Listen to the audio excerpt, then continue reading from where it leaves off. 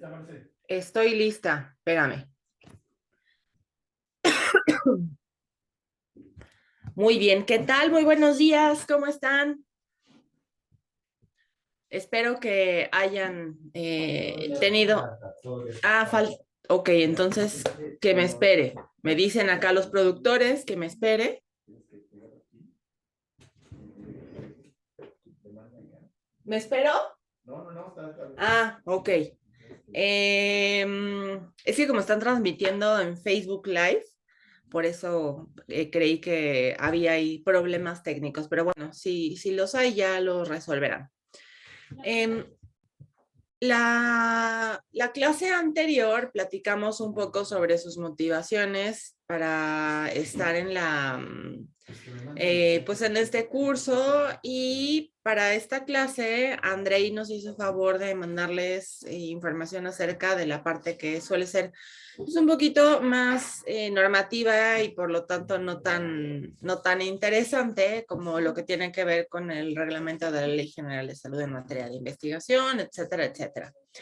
Me gustaría que esto fuera completamente útil para ustedes y vamos a enfocarnos a tratar de establecer el grado de riesgo de su investigación, que es lo que a veces puede costar un poco de trabajo.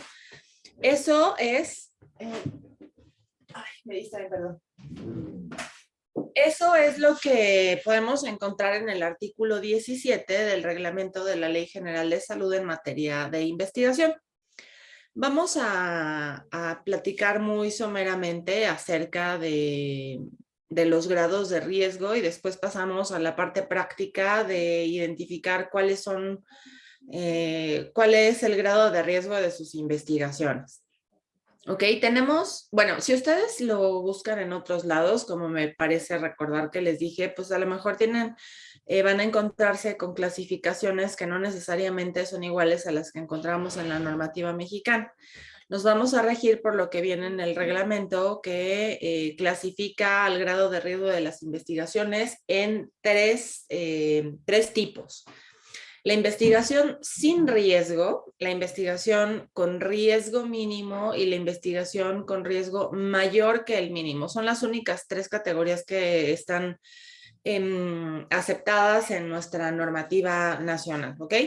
Una investigación sin riesgo va a ser aquella que no tenga un contacto, vaya, en donde no se toque al paciente.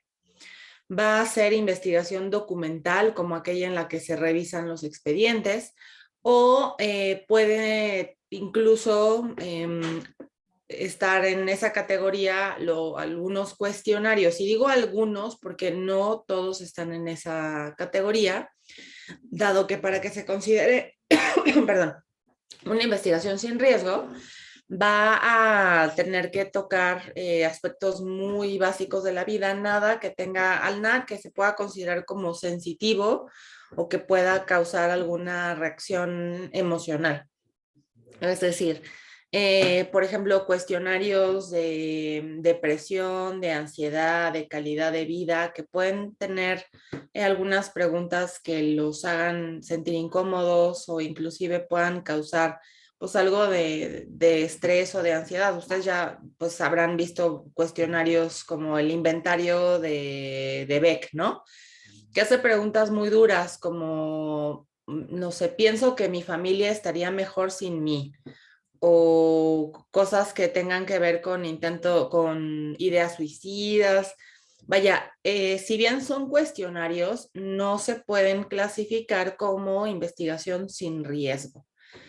Voy a regresar a esto de los cuestionarios más adelante. Vamos a platicar rápidamente sobre las investigaciones de riesgo mínimo. Las investigaciones de riesgo mínimo son básicamente las investigaciones en donde se hacen los procedimientos cotidianos, ¿no? Lo que se haría en el día a día. Tomar las mediciones de presión arterial, tomar una muestra de sangre, checar, vaya a medir peso, estatura, hacer a lo mejor un ultrasonido, nada que implique radiación, porque eso ya entra en la siguiente categoría, que es la categoría de riesgo mayor que el mínimo. Por una exploración física, digamos que habitual de todo, un procedimiento todos los días, hacer cuestionarios que puedan tocar algún aspecto sensitivo de la conducta, tomar alguna muestra que no sea biopsia, ¿no? Nada que sea invasivo. Tomar, por ejemplo, si van a medir, no sé, zinc en las uñas, pues cortar un pedacito de las uñas o tomar una muestra de cabello, siempre y cuando no se desfigure a la persona, que no le vayan a cortar ahí un mechón o alguna cosa que altere la imagen del participante. Y finalmente tenemos las investigaciones con riesgo mayor que el mínimo. Las investigaciones con riesgo mayor que el mínimo son aquellas en donde vamos a hacer algún procedimiento invasivo, por ejemplo, pues, por ejemplo, tomar una biopsia o si se va a hacer algún procedimiento que implique radiación, si se les va a dar una intervención en donde esté presente la aleatorización, aun cuando ya sean medicamentos que estén aprobados para su uso, digamos que si vamos a hacer un face to face en donde comparamos el tratamiento 1 versus el tratamiento 2, que ambos están autorizados para esa indicación, o sea, está por COFEPRIS autorizada esa indicación, esa dosis, lo que ustedes quieran, pero la entrega del tratamiento se hace por medio de la aleatorización, entonces ya entra como riesgo mayor que el mínimo porque no se toma la decisión de manera individual, sino que es el azar el que decide cuál es el tratamiento que le toca a cada quien. O pueden ser tratamientos, medicamentos que ya estén tal vez aprobados para alguna otra indicación, pero se van a probar en una nueva dosis, puede ser, en una nueva vía de administración para la que están autorizados o en una indicación distinta. Entonces, aun cuando ya se tenga autorización del uso de un medicamento para cierta indicación, si nosotros vamos a cambiar esa indicación o la dosis o la vía de administración, entonces ya se considera un estudio de riesgo mayor que el mínimo. Ahora, todo esto puede tener algunos matices, ¿no? No la vida es blanca y negra, sino que pensemos tal vez en un cuestionario que para la población en general pudiera ser considerada sin riesgo, ¿no? La aplicación de ese cuestionario. Digamos que un cuestionario de alimentación en donde yo pregunte con qué frecuencia comes dulces, con qué frecuencia tomas refresco, con qué frecuencia comes pan, etcétera, etcétera. Si se lo preguntan al adulto promedio o a los niños, adolescentes, adultos mayores promedio, pues resultaría ser un cuestionario pues que no tenga muchas implicaciones éticas, entonces podría ser considerado un estudio sin riesgo.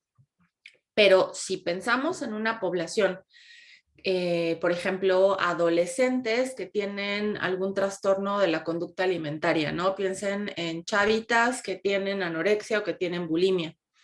Entonces, ese cuestionario ya escala esa clasificación de estudios sin riesgo, porque el estrés al que las vamos a someter al preguntarles todo lo que tenga que ver con la alimentación cuando tienen un trastorno de la conducta alimentaria, y pues viven pensando en cada gramo de alimento que se meten en la boca o cuántas calorías, entonces ya no es un estudio sin riesgo, ya tendríamos que clasificarlo en un grado superior de riesgo mínimo, ¿no? O por ejemplo, digamos que de manera general tomar una muestra de sangre es considerado un estudio de riesgo mínimo, ¿no? Es un procedimiento de riesgo mínimo. Pero si hacemos 25 procedimientos que sean de riesgo mínimo, entonces ya no es lo mismo nada más tomar sangre que hacer un ultrasonido, tomar una muestra de sangre, tomar una muestra de las uñas, tomar una muestra del cabello, hacerles varios cuestionarios, hacerles entrevista, o sea, ya empieza a ser un estudio pues bastante más invasivo por la cantidad de procedimientos que se están realizando. Entonces, a veces puede costar un poco de trabajo clasificar esto, el grado de riesgo de nuestra investigación. El fin último de hacer este análisis, pues no es no es atinarle, ¿no? A la clasificación del riesgo, porque de nada nos sirve tener identificado el grado de riesgo de nuestra investigación si no hacemos algo para minimizar esos riesgos. ¿No? Dentro de los principios bioéticos básicos sabemos que tenemos el principio de beneficencia y no maleficencia. Y lo que tenemos que hacer es tener bien identificados los riesgos para poder ejercer acciones para disminuir los riesgos de daño de las personas, para tener pues algunos mecanismos de prevención o de manejo rápido de cualquier problema que se llegue a presentar. ¿Ok? Entonces ahora vamos a tratar de averiguar qué clase de riesgo tienen sus proyectos de investigación. Vamos a empezar con Cintia. Cintia, ¿tienes claro cuál es el grado de riesgo de tu investigación o lo discutimos acá? Cuéntanos. Pues es un estudio retrospectivo, buen día. Sí. Entonces, yo le había puesto que era sin riesgo porque son evaluación nada más de expedientes clínicos. Entonces, y aquí no habría como que alguna maniobra nueva a realizar con los pacientes. Ok, entonces al ser un estudio como lo clasifica la ley documental, tendríamos una clasificación de sin riesgo. Ahora les hago una pregunta. ¿Existe tal cosa como un estudio sin riesgo? ¿A qué riesgos podrían presentarse con un estudio documental? Creo que el principal es que se filtre o se modifique la información. Creo que ese es como Exactamente. El mal manejo de la información confidencial, información privada de las personas. He de decirles que en más de una ocasión me ha tocado ver bases de datos de, yo presto mi base de datos para el análisis estadístico de la clase. Abrimos la base de datos, teléfono, dirección, número de seguridad social, casi que contraseña del Facebook. O sea, toda la información personal de los sujetos de investigación está metida en una base de datos que ya le presté a todo mundo, que utilizamos de ejemplo para la clase de estadística. Entonces, es real que el mal manejo de la información puede ser un riesgo para los participantes. Y algo que no está considerado, este grado de riesgo solamente está analizado en términos de riesgo para los participantes, no en otros ámbitos. Pero acuérdense que una investigación mal hecha, una investigación que sea deficiente metodológicamente o peor, ¿no? Que tenga algunas desviaciones como fabricación o falsificación de datos puede derivar en una publicación que sea engañosa, que sea espuria y que cause ulteriormente daño a la gente, como sucedió con el movimiento antivacunación, ¿no? Ese fue un estudio retrospectivo. Hicieron revisión de expedientes. Andrew Wakefield, por sus pantalones, movió ahí los datos. Publicó que se asocia la vacunación en los niños con autismo.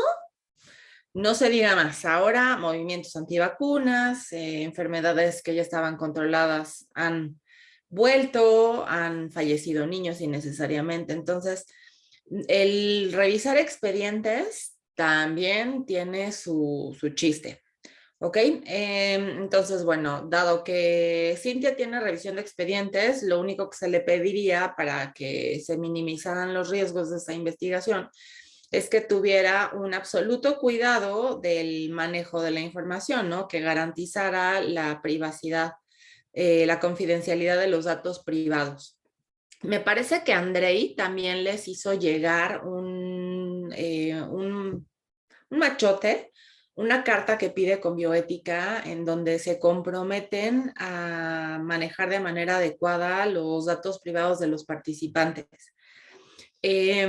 Cuando tenemos un estudio retrospectivo que clasificamos como sin riesgo y no pretendemos solicitar consentimiento informado, para poder tener aprobación de nuestros protocolos necesitamos presentar esta carta que se les hizo llegar a su comité de ética de confianza para que puedan tener ese respaldo a la hora de que se les permite, no, o sea, los comités tengan ese respaldo ante COFEPRIS de por qué andan dando permiso de no obtener consentimiento informado cuando la ley lo que nos dice es que inclusive los retrospectivos tendrían que solicitar consentimiento informado.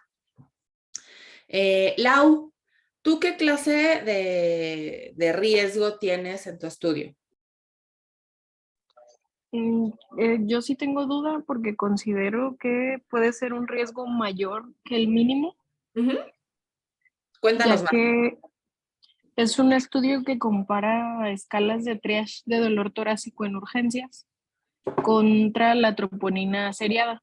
Entonces, para esto, pues requiero hacer, o sea, sacarle al paciente las escalas y aparte la toma de troponina en un tiempo y luego en un segundo tiempo, lo que incluye pues la toma de muestra del paciente.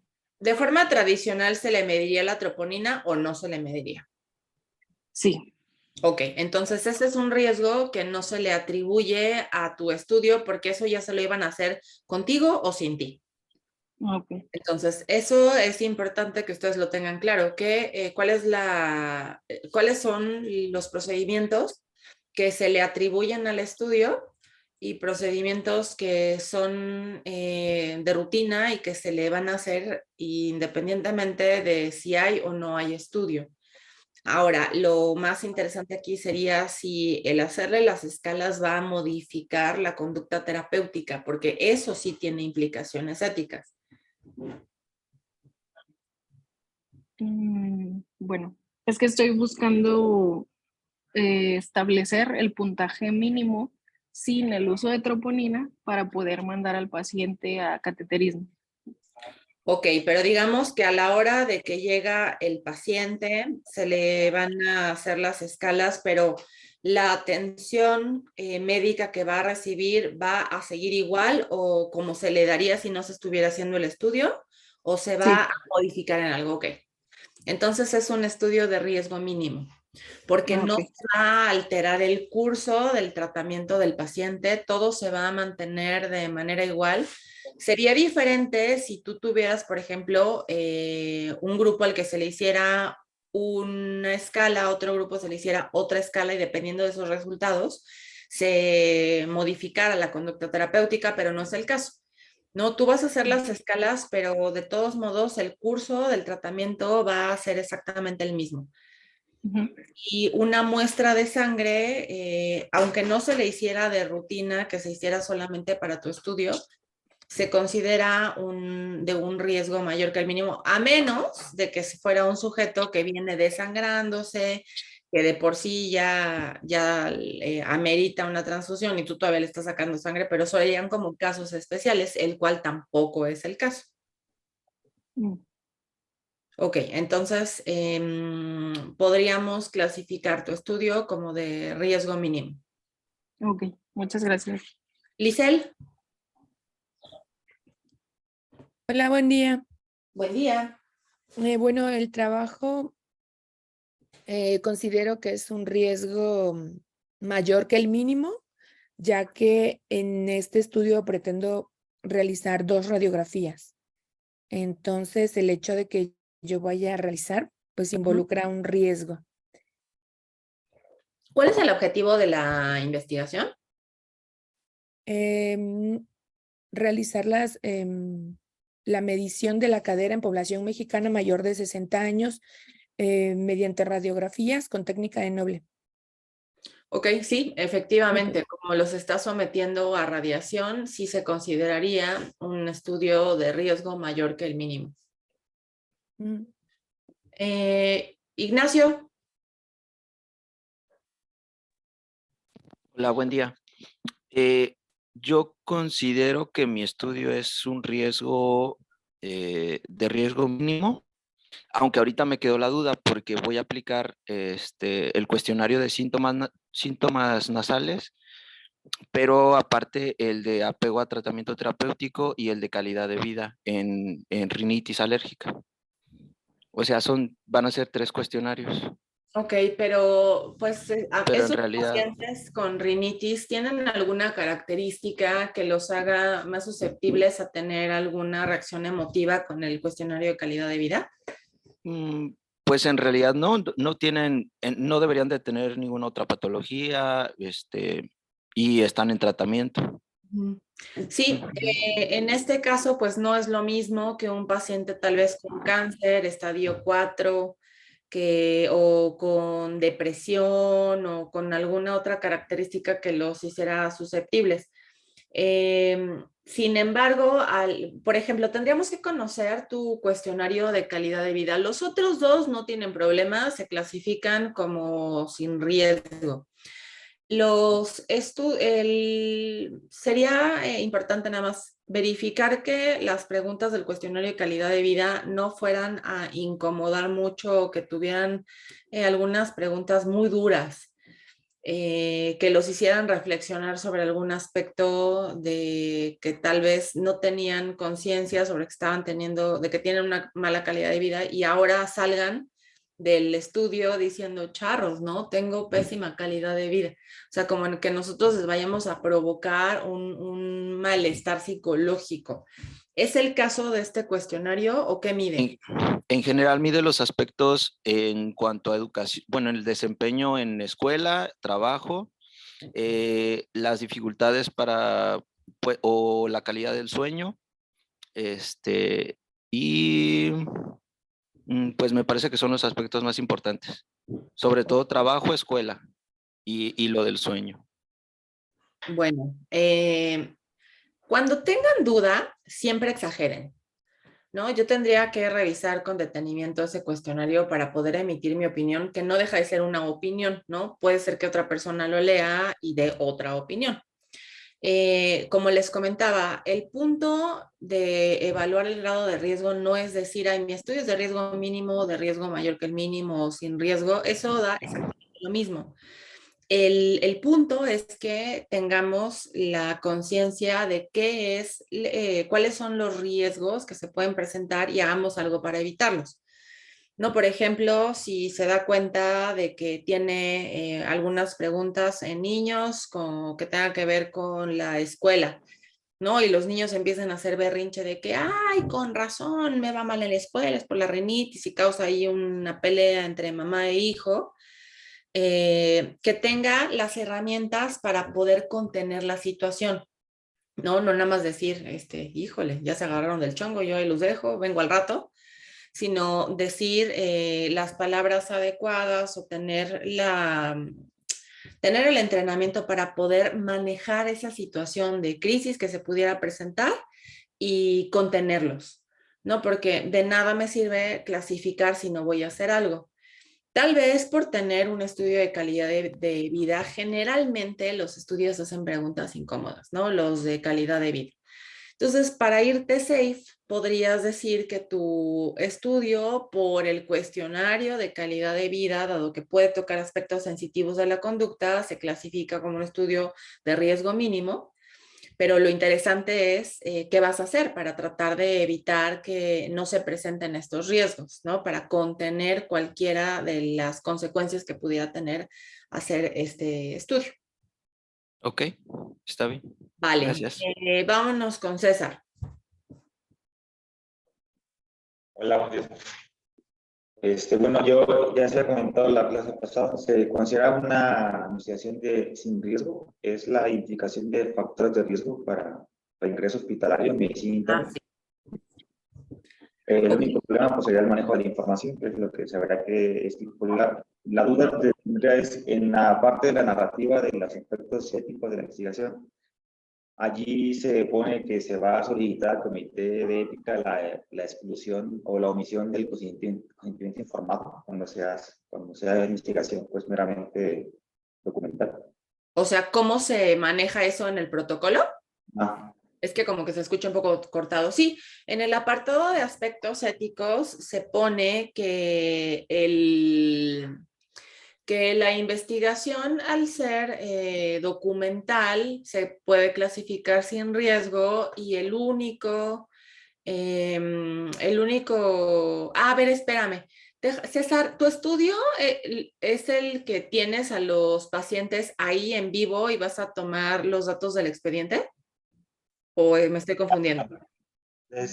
son pacientes documentales de forma inicial. La parte de tomarlos o hacerlo ambisectivo seguía como en duda por la cuestión de que no todos se van del primer ingreso no se pueden tomar las mismas variables del que yo puedo tener en vivo, entonces prácticamente tendría dos variables distintas sería prácticamente tomarlas todos en puro documental o puro retrospectivo y ya sobre eso es lo que ahorita hemos platicado.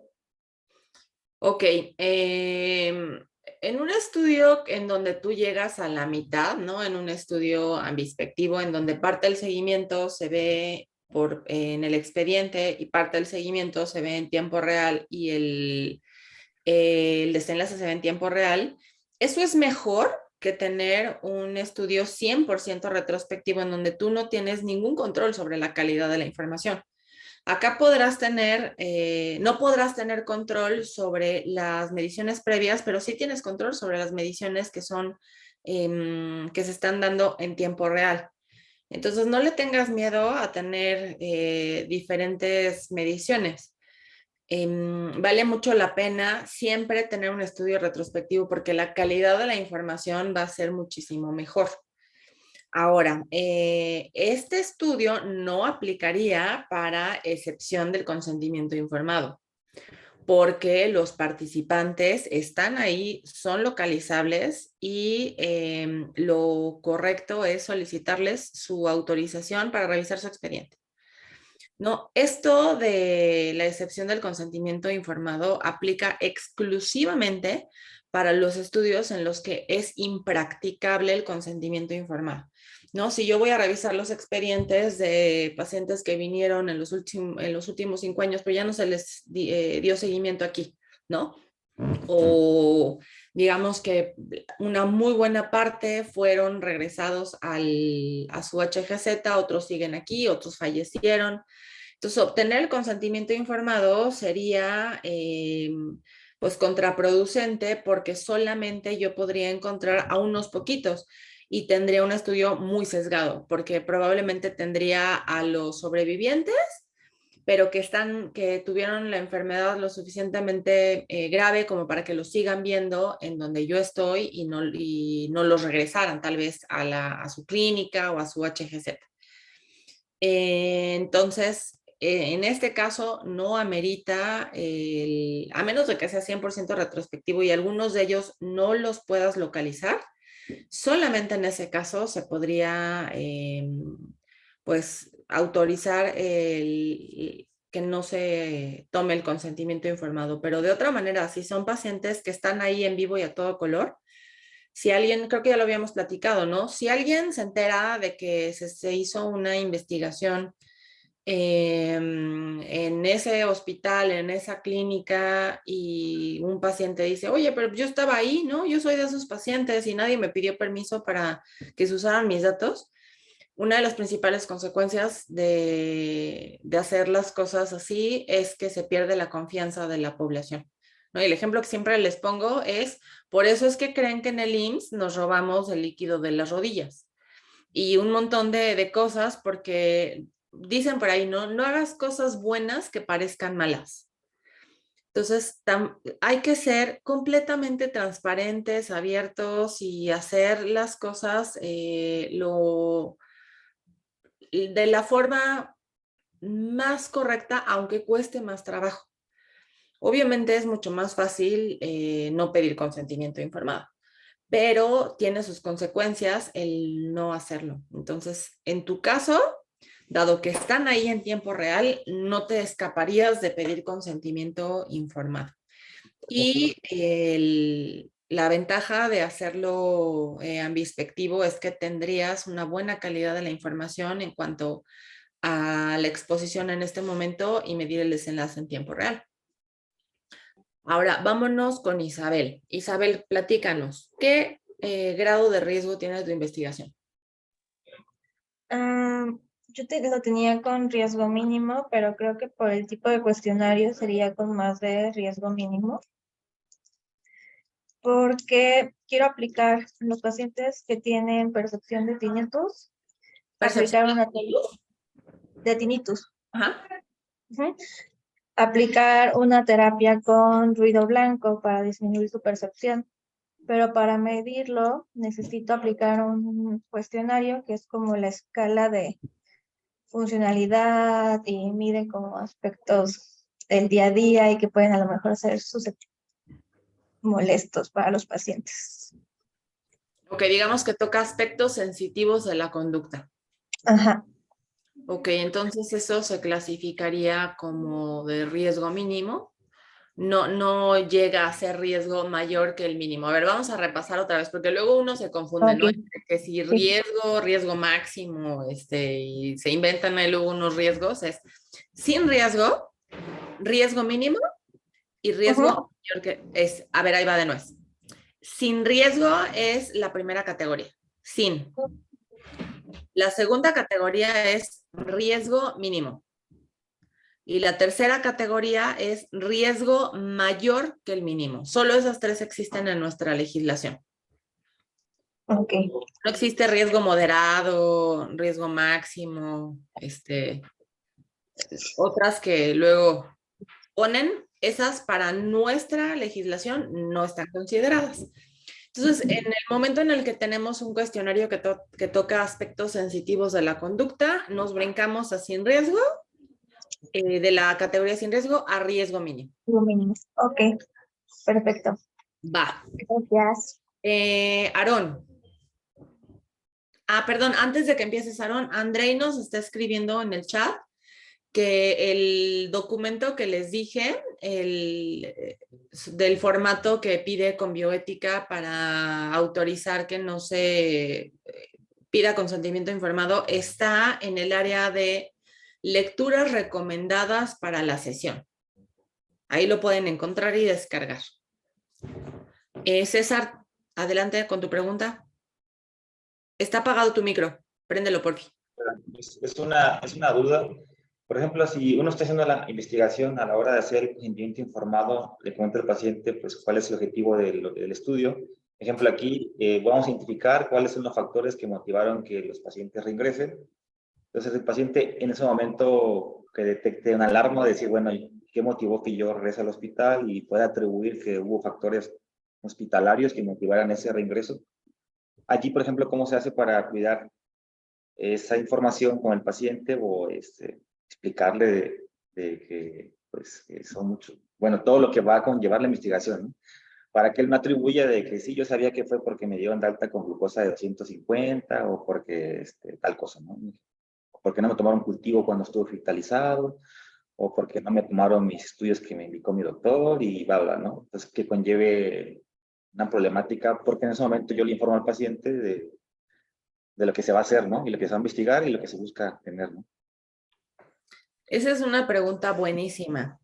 O sea, no me odien, pero ¿cómo hacemos para que no se dé cuenta de que hicimos las cosas mal? Eso, fíjense lo terrible que es.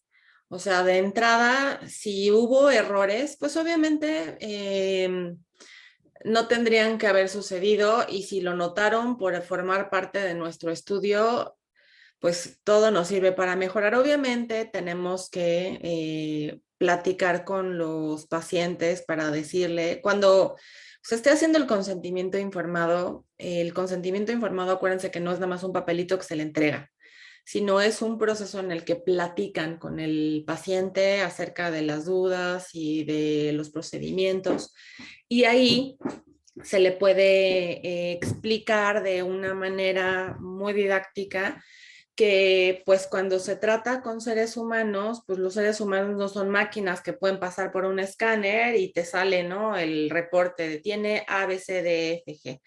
sino que los seres humanos tienen cambios, hay cuestiones que pueden ser muy difíciles de detectar en una primera evaluación, o sea, como concientizarlos y sensibilizarlos de que la medicina es bastante complicada y que pueden haber cuestiones que se pasen por alto porque tal vez se le puso atención a lo que era más grave, o explicarles un poco, ¿no? Que es posible y es frecuente que reingresen por cosas que no eran evidentes en su primera visita.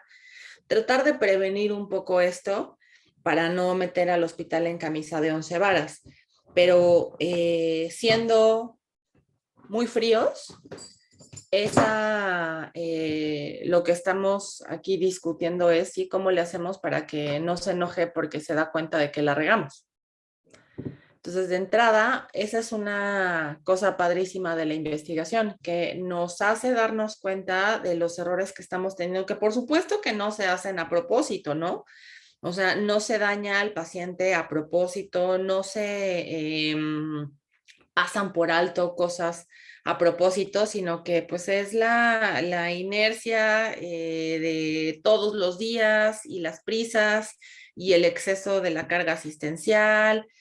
Son un montón de factores, ¿no? Pero si se le deja claro a la persona que estas investigaciones se hacen para mejorar, porque quieren pues estar conscientes de cuáles son los aspectos que se pueden mejorar en el hospital y en el servicio, pues las personas van a tomarlo de manera distinta. Es la manera en la que nos comunicamos con los pacientes y con los participantes lo que va en mayor medida a tener una relación directa con quejas, con periodicazos, con todas esas cosas. Cuando hay una buena comunicación, una comunicación cercana, los pacientes entienden que los médicos también son seres humanos y también se pueden equivocar y hay muchas condiciones que pueden interferir. Entonces, lo mejor que pueden hacer siempre es tener una comunicación cercana con los pacientes que cuando entran a su estudio se convierten en participantes. Pero también aprender, si se dan cuenta de que se les están dando de alta en condiciones que son subóptimas, pues también empezar a hacer algo del lado de la clínica para que esas cosas se vayan mejorando, porque no necesitamos tener un estudio de investigación para saber que no debería de andar por ahí caminando una persona que traiga la glucosa altísima. Ahora sí, vámonos con lo tuyo, Aaron. Hola, buenos días. Pues yo había clasificado mi estudio como mayor al mínimo. El mío es la intervención, el uso del protocolo de nutrición en pacientes en terapia intensiva. Sí, definitivamente es un estudio de riesgo mayor que el mínimo, porque los riesgos de su protocolo, pues bueno, nos los explicó Aaron la semana pasada, ¿no? La broncoaspiración, también puede tener muchos beneficios potenciales, pero dado que es una intervención, pues se va a clasificar como un riesgo mayor que el mínimo. Lupita. Pero, disculpe, tengo Sí. una pregunta rápida. Sí. No sé sobre la obtención del consentimiento informado. Yo soy tratante en la terapia donde voy a estar, donde se va a hacer ese estudio, ¿no? Ciertamente no estoy a cargo de todos los pacientes todo el tiempo. Entonces, no recuerdo si en una plática o en los videos que nos pasaron, usted comentaba que la relación médico-paciente o la interacción puede ser viciosa si yo soy directamente el que hace los consentimientos y yo soy el que estoy tratando al paciente, ¿verdad? Claro, la persona que tenga ese rol de autoridad, a quien la familia o la madre, en este caso principalmente, le atribuya el papel de quien está cuidando la vida de mi hijo, esa persona no puede pedir el consentimiento informado porque lo que sea que le pidan va a decir que sí, porque confía y le pone la vida de su hijo en tus manos. Entonces, le tienes que pedir consentimiento informado a las mamás de los que no son tus pacientes directos, con los que no has, o sea, no puedes salir a darle informes y luego pedirle consentimiento informado. Tiene que haber un equipo de colaboración para que no se presente nunca el caso en donde quien le da los informes y le explica el tratamiento, etcétera, etcétera, también solicite consentimiento informado. Ahí van a tener que participar residentes o algunos otros de tus compañeros o compañeras para que se puedan pues rolar, ¿no? El proceso del consentimiento informado. Y perdón, otra pregunta. Cuando en su momento, bueno, pues son bebés, generalmente también en una población menor de edad de madres y padres, ahí quién es el que firma el consentimiento, si la mamá y el papá son menores de edad. En el momento en el que se convierten en padres, ya tienen todas las responsabilidades y ya no tiene que firmar la abuela. Digo, legalmente es así. Obviamente, cuando nosotros pensamos en el respeto, no tuvimos tiempo de platicar en vivo sobre los principios bioéticos básicos, pero esta es una pregunta súper importante. Los 3 principios bioéticos básicos son el respeto a la autonomía, la beneficencia, que va pegado con la no maleficencia, y la justicia. Esto tiene que ver con el primer principio, que es el principio del respeto a la autonomía. Primero tenemos que identificar si el sujeto de investigación es autónomo. En este caso, pues un bebé no tiene la autonomía para poder consentir, entonces se le pasa la responsabilidad del consentimiento a los padres. ¿Qué pasa cuando los padres tampoco son muy autónomos, ¿no? Como en el caso de adolescentes. Si la mamá tiene 16 y el papá tiene 17 y todavía están en el shock de que acaban de ser papás, que su hijo tiene problemas de salud, etcétera, etcétera, que es, digamos que legalmente tienes cubierto el requisito al obtener el consentimiento de los papás. Éticamente no. Lo que nos dice el principio de respeto a la autonomía es que las personas que tengan autonomía disminuida necesitan protecciones adicionales. Entonces, en este caso, no está de más pedir que que estén presentes o que apoyen a la toma de decisión los abuelos, si es que tienen si tienen apoyo de los abuelos o de alguna tía o de alguien que tenga una madurez, pues que tenga más madurez, que tenga un poquito más de autonomía, que no esté súper asustado, porque pues obviamente unos padres adolescentes en esa situación difícilmente van a poder comprender las implicaciones, los riesgos y los beneficios de una investigación como la tuya. Entonces, nunca está de más tener protecciones adicionales.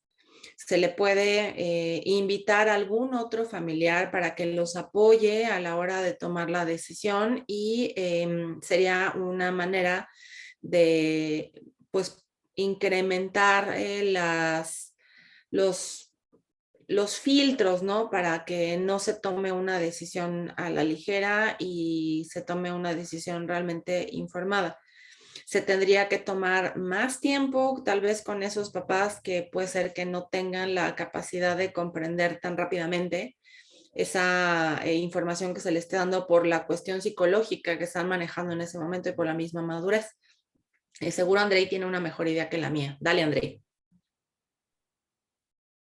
No, Marce, bueno, yo quisiera más bien ahondar la duda, porque aunque uno podría presumir que la familia derechohabiente tiene como un tope en esa vulnerabilidad de su autonomía y que uno tarde o temprano encontrará un familiar, sean los abuelos o los tíos o los padrinos, que tengan más consolidada su autonomía o su juicio, a veces no, a veces no.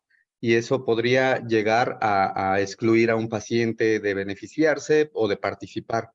Y mi pregunta es justamente si puede uno recurrir a alguna instancia institucional como el DIF o como el Comité de Ética Hospitalaria, es decir, otros elementos que, aunque no tengan un vínculo familiar, puedan sí contener o consolidar ese poder de decisión para los cuidadores directos.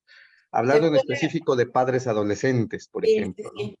Sí, es común, ¿no? Que los abandonen y les digan, órale, te metiste en esa bronca, pues sal tú solo. Suele suceder. A quien no es un tema del ámbito del Comité Hospitalario de Bioética, porque estamos del lado de la investigación. No, entonces el comité hospitalario se dedica a ver cuestiones prácticas de la parte clínica. Entonces, como esto es algo optativo, por así decirlo, no les resolverían quien sería la instancia más apropiada para pedir un poco de apoyo sería trabajo social.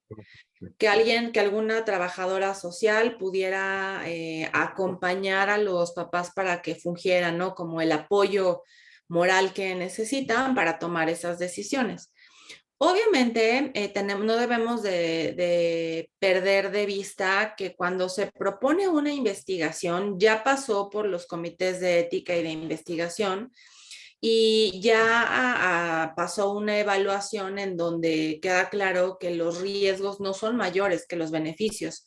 No se propondría una investigación en donde la probabilidad de daño sea más alta que la probabilidad de beneficio, aunque eso no indica que no va a haber ningún riesgo, ¿no? De todos modos, puede haber riesgos que estén presentes, pero ya podemos tener cierta tranquilidad de que al ser evaluados por un comité, pues ya tenemos una aprobación de que los métodos pues están minimizando los riesgos. Más bien aquí lo que se trata es de buscar a alguien, podría ser, pues en este caso sí, trabajo social. El DIF difícilmente se va a venir a meter en estos problemas porque pues se supone que el seguro social ya tiene una estructura en donde puede apoyar y sí, pues básicamente sería trabajo social. Y ya no sé, creo que ya quedó contestada la pregunta. Sí, gracias. Ok.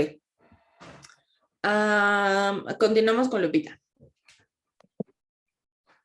Hola, buenos días. Pues la vez pasada habíamos un poquito comentado en que mi investigación va a ser la toma de ultrasonido. Sí, ya me acordé. Sí, es cierto, ya lo vimos. Entonces, sí, pero tengo dudas. Con la van a cesárea, ¿no? Ajá, que era el riesgo mínimo. Sin embargo, bueno, en el diseño del estudio se va a aleatorizar para 2 grupos. Entonces, pues había leído que cuando se hace la aleatorización, pues se tendría que considerar como un riesgo mayor que el mínimo. ¿Pero qué es lo que se va a aleatorizar? Recuérdame, porfa. Claro. Vamos a hacer 2 grupos en los que en uno se va a hacer protocolo FOL, que se mide en las líneas, la aparición de líneas B a nivel pulmonar para valorar la respuesta a líquidos. Y en otras pacientes se va a hacer la medición del índice de colapsabilidad de la yugular interna, o sea, en cuello. Sí, ya me acuerdo. ¿Y eso va a tener implicaciones en el tratamiento, en el curso del tratamiento? ¿Eso va a modificar el tratamiento? Sí. Ok, entonces sí es un estudio de riesgo mayor que el mínimo. Ok, básicamente esa era mi duda solamente.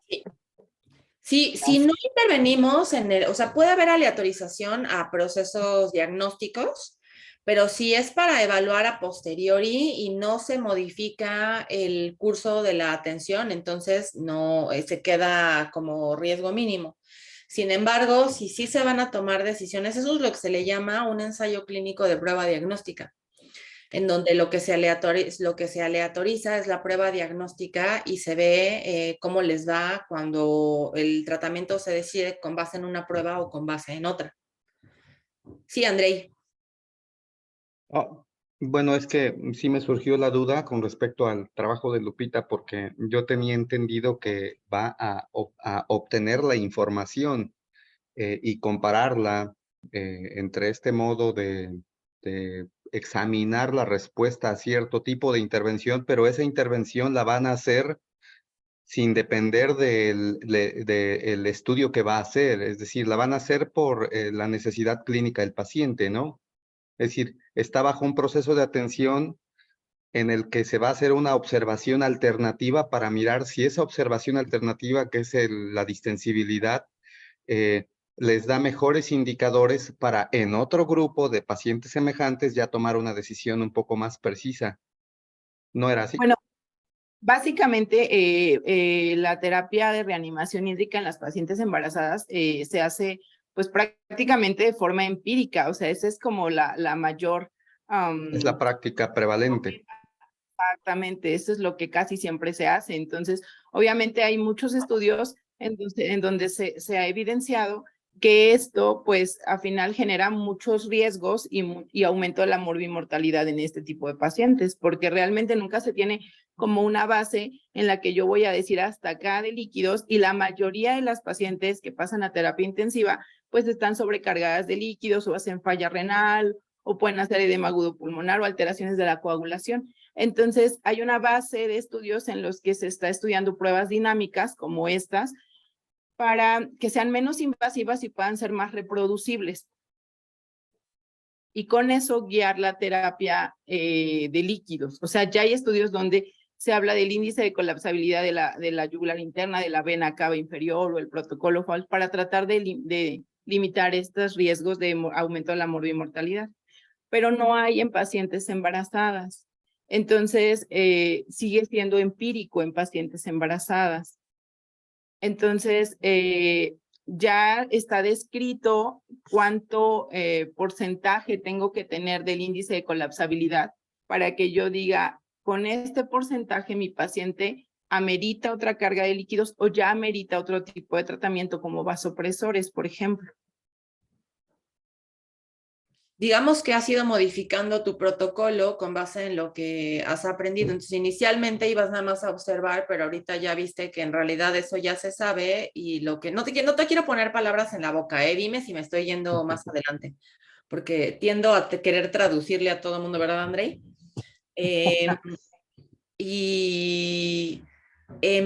Digamos que lo que yo estoy entendiendo es que vas a aleatorizar prueba diagnóstica A, prueba diagnóstica B y ver cómo les va dependiendo, porque sí van a tomar las decisiones con base en la prueba que tú les hagas. Sí. Eso es perfectamente válido siempre y cuando se sepa que ambas maneras de diagnosticar o de hacer el análisis del estado del paciente se consideran competentes. Es como hacer un face-to-face de un tratamiento, nada más que este face-to-face es de la prueba diagnóstica y perfectamente se puede hacer un ensayo clínico de prueba diagnóstica. Porque el fin, ¿cuál es? ¿Para qué hacemos una prueba diagnóstica? ¿Nada más para saber qué tiene? No. No, pues para mejorar el tratamiento. Exactamente, para poderle dar el mejor tratamiento. Entonces, este sería el caso y habrá que revisarlo con mucho detenimiento. Andrei, le veo muchas ganas de revisar este protocolo con mucho detenimiento para ver nada más que no vayas a tener ahí algún elemento medio nazi. Porque sí tenemos que saber que si vas a aleatorizar, ambos grupos tienen que tener una prueba diagnóstica que se considere competente. No podemos tener subestándares. Lo que queremos saber es cuál es la mejor de las que ya se utilizan y se consideran como un estándar de tratamiento. En el momento en el que tú te estás comparando con algo que podría ya considerarse un subestándar, se vuelve antiético. Pero si ambos grupos tienen tratamiento, tienen prueba diagnóstica competente, entonces perfectamente se puede utilizar e implicaría una aportación bastante relevante. Ok, perfecto. Sí, sin problema, doctora Andrei, yo le mando lo que necesite porque me aclararía también muchas dudas. Yo le quedé a deber, ¿a quién le quedé a deber el protocolo? Se me juntó la chamba, perdónenme. Doctora, que me mandaste el protocolo el viernes pasado, ¿estás aquí? O jueves, perdón, jueves o viernes. No está. A lo mejor se enojó porque no le mandé nada. Ya subimos el meme de por ahí estás y te encontraré ahí al grupo. Ahí se va a pronunciar. Ok, bueno, Marijuana.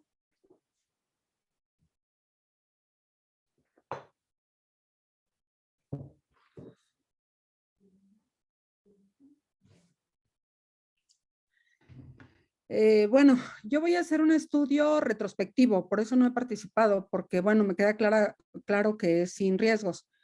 Es un estudio donde vamos a ver pacientes geriátricos, valoramos la evolución de la lesión renal aguda de los pacientes geriátricos. Yo he estado averiguando sobre todo la bibliografía también mexicana. La definición de geriátrico es un poquito ambigua aquí en México. Aquí en México se considera, no sé si hay alguna persona aquí que sea geriatra, como dependiendo incluso a veces hasta del hospital. Por ejemplo, en el Hospital General de México, mayores de 70. En otras áreas médicas, mayores de 60. O sea, tiene que ver con la situación de cierta sensibilidad, o cómo se puede decir, como cierta, es que es una palabra, bueno, cierta sensibilidad o cierta vulnerabilidad, vamos a decirlo así. Entonces, yo para evitar eso, pues puse pacientes mayores de 65 años. La realidad es que nefrología nos piden interconsulta para, en la mayoría de los pacientes que tienen lesión renal aguda. Y bueno, quiero ver en esta población, que es muchísima población, primero, pues, ¿cuál sería los diagnósticos más frecuentes por el paciente hospitalizado presenta la lesión renal aguda, la evolución, cuántos requieren hemodiálisis? O sea, también estoy viendo los desenlaces, la evolución si es oligúrica, no oligúrica, y los desenlaces que sería requieren o no requieren sustitución de la función renal, se recuperan, no se recuperan, y los fallecimientos. O sea, eso es lo que voy a revisar. Ok, entonces es solamente revisión de expedientes. Lo único que aplicaría pues sería el compromiso del resguardo de la confidencialidad de los datos privados. Sí, exactamente. Okay. Perfecto. Eduardo Vilchis, por si hay algún otro Eduardo. Hola, ¿cómo está? Buenos días. Hola. Mire, yo tengo la idea de hacer un estudio de guías de práctica clínica del grado de apego. Me queda claro que el grado de apego es muy bajo, eso ya me queda claro, eso ya lo sabemos, pero me interesa saber cuáles son los condicionantes o características que tiene el personal de la salud para no llevarlo a cabo. Me queda claro que es un estudio que puede ser relativamente complejo, en el sentido de que yo tengo que entrevistar no solamente verlo, el grado de apego y en las áreas como tal, sino conocer las características del personal de la salud que está involucrado en la realización de la atención a los pacientes y cómo lo plasman en escrito. Y obviamente quiero conocer las características sociodemográficas, académicas e inclusive de enfermedad, como puede ser si tienen un padecimiento, alguna enfermedad, tipos de entrenamiento, etcétera, etcétera. Entonces, para eso tengo que hacer un estudio, un consentimiento informado de tipo 2 de mínimo riesgo, porque evocar la salud mental, afecciones, adicciones u otras cosas que tengan puede conllevar a esta situación. Ok. Éticamente, pues son entrevistas, son cuestionarios, no se va a tocar a nadie, no se le va a hacer ningún procedimiento directamente a los pacientes, ¿no? Se revisaría, aquí más bien el reto de los procedimientos es grande, cómo va a clasificar si cumplen o no cumplen con la guía, y las razones por las que no, pero digamos que todos son cuestionarios y revisión de documentos. Expedientes. Exactamente, revisión de expedientes y saber qué médico fue el que hizo la nota para saber eso, porque hay formas en un punto de vista administrativo, si lo quiere ver, donde se mide el grado de apego dependiendo de la contestación de una cédula, donde uno va cotejando se hizo esto o no se hizo esto. Y me queda claro que es algo, desde mi punto de vista, valioso el saber por qué no se apega los médicos, a pesar de que existen esas herramientas. Y me queda claro que, bueno, en la revisión de la bibliografía y demás, no se ha hecho mucho análisis en relación a eso, simplemente se reduce a que se apega o no se apega, o que no creo yo en el valor de las guías de práctica clínica y por eso no las sigo, pero también si vemos qué hacen o qué plasman en sus expedientes y demás, vemos que no hay como que utilicen otra guía o otro medios académicos para tener certeza a lo mejor en la congruencia diagnóstico-terapéutica y demás cosas. Ok. En cuanto a términos éticos, eso no va a, bueno, menos de que se maneje la información de manera inadecuada y No, todo es confidencial, por supuesto. no, y se presentara un reporte del doctor Perengano. No, imagínense, lo voy a Eso publicar sería en en la al Gaceta del Sindicato cada mes. Estos No, para no nada. se apegan, ¿no? Sí, claro. Una que abra una página ahí de internet de doctores que no siguen las guías. Sí, claro, Pero no. bueno, ahí no sé si Rodolfo, ¿estás ahí? ¿Tienes Siempre algún está comentario Rodolfo por ahí. para el compañero antes de que le dedique 2 años de su vida a esto? Hola, bueno, lo primero que te quiero decir es que le bajen el volumen para evitar el eco. Muchísimas gracias. Bueno, hay muchos problemas con el seguimiento de las guías de práctica clínica. Entonces, el problema número 1 es si la guía de práctica clínica está bien hecha o está mal hecha. Entonces, yo creo que ahí podrías guiar tu proyecto, evaluar si está bien hecho o mal hecha, pero para ti no como proyecto de investigación, sino que tú, Eduardo, pudieras utilizar todos los requerimientos que ya hay formatos para poder identificar si la guía está bien hecha o mal hecha. En general, nosotros hemos hecho trabajos en eso y te puedo decir que el 99.9% de las guías tienen problemas para seguirlas. Sí, me Y queda entonces, claro, lo sé. aquí estábamos comentando de cuál era la diferencia entre un buey y un toro. Bueno, un buey es un animal que le pone una coyunta y sigue el arado, y sigue el arado continuamente. En cambio, un toro es aquella bestia que a pesar de que la lastiman, a pesar de que le dan un puyazo, a pesar de eso sigue embitiendo, sigue buscando el conocimiento. Entonces, nosotros creemos que los que siguen las guías de práctica clínica a pie puntillas probablemente se están perdiendo de muchas cosas. Entonces, no pierdas tu tiempo buscando si siguen o no siguen la guía de práctica clínica, porque estas personas que siguen la guía de práctica clínica puede ser que no estén leyendo los artículos, pueden ser que no estén capacitados y que no necesariamente sea la mejor opción. Te digo, hemos tenido esta lucha durante muchos años. Por eso Marce me mandó al paredón, pero No me gusta hacer la mala.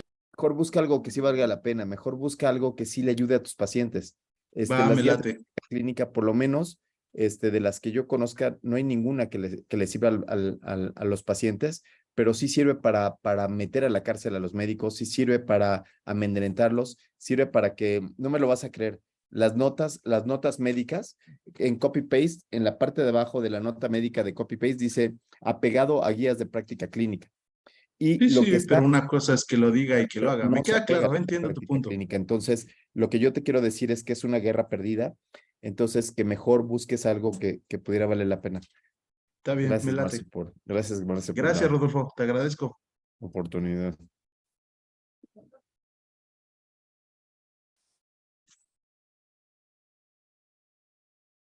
Marcela, tienes apagado el micro.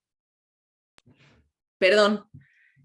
Cuando mando a Rodolfo como el malo es porque ya bastantes comentarios complicados hago. Ya.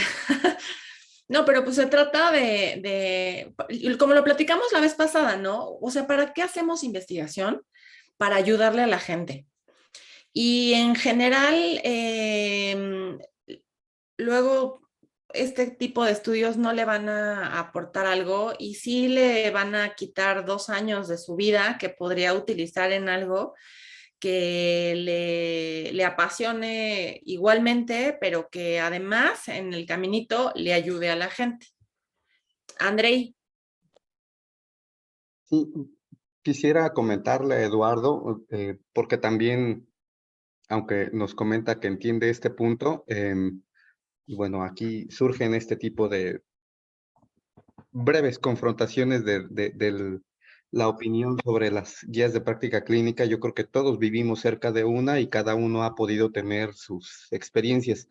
Solo quisiera, en afán de abonar, que si ha considerado Eduardo el tiempo, digo, en cuanto a la atención, el tiempo como variable para los pacientes en depresión, basados en si el médico cuenta con una guía de práctica clínica, la sigue o no, o cuenta con un manual de procedimientos, o cuenta con el tratamiento adecuado para dárselo al paciente allí, según la institución en la que esté.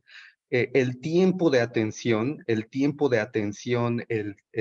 entre una y otra valoración, o el tiempo que espera el sujeto para ser valorado por psiquiatría, ese tiempo de atención se ha estudiado muy poco, y puede ser de manera indirecta una forma de ver cuán eficiente está siendo el proceso, incluidas guías de práctica o no, para el personal de atención a la salud mental. Es decir, tratar de brincar de esta idea de que la guía de práctica clínica como instrumento sirve, como a lo mejor reenfocar el proceso en sí. Y te puedo comentar, bueno, seguramente que tú eres el experto en este asunto de la atención de la depresión, pero que la variable tiempo es poco considerada en el estudio de procesos de tratamiento a cosas tan complejas como la depresión, y que podría ser una manera en la que resalzas tu duda sobre esta cuestión de si el apego a la guía de práctica es relevante o no, pero que no sea ese el elemento central, sino uno de los elementos que van por ahí pasando, sin perder de vista el tiempo, que yo creo que eso es muy, muy relevante en cuanto a la eficiencia de la atención de este tipo de problemas de salud mental, ¿no? Y no sentir que se desecha la idea de que estos instrumentos muy cuestionables como las guías de práctica sirvan o no, ¿no? Es lo que quería comentarle a Eduardo. No, te agradezco, Andrés. Me queda claro, también entre las variables estaba el tiempo y la percepción del tiempo, que es un elemento importante. Y sí, me queda claro que tiene otras funciones la investigación y el propósito de, y tengo muchas ideas en mi cabeza, no te preocupes. Ahora sí que hay muchas cosas que investigar. Pero sí me parece interesante las opiniones, las tomo y las agradezco. Gracias. Gracias por tomarlo bien. Haz investigación, de eso se trata. Bueno, ya nadie más tiene la cámara prendida, entonces pasamos a lo siguiente. ¿Qué quieres que hagamos, Andrei? Compartimos información acerca de cómo constituir la carta de consentimiento informado. Una disculpa la por carta el de desfase esto, consentimiento. pero ya subí el formato que nos compartiste, Marce. Ok. Y les compartí los otros formatos base en caso de que fuera asentimiento informado, consentimiento general o un consentimiento otorgado por un cuidador o tutor. Entonces, justo de aquí decíamos, partíamos ya para elaborar el tercer entregable, que es redactar los aspectos éticos, por un lado, y por otro lado, integrar la carta de consentimiento para que ya le vayamos dando forma a estos aspectos. Ok, entonces pasemos revista de cómo van a hacer el apartado de aspectos éticos de su protocolo. Primero, lo que no van a hacer, no van a poner, este protocolo cumple con el reglamento de la Ley General de Salud en materia de investigación y con la Declaración de Helsinki en todas sus versiones, incluyendo la de 2013, Fortaleza Brasil. Eso no es un apartado de aspectos éticos. El apartado de aspectos éticos va a ser la reflexión sobre el grado de riesgo de su investigación, específicamente citando el artículo 17 del Reglamento de la Ley General de Salud en materia de investigación para la salud.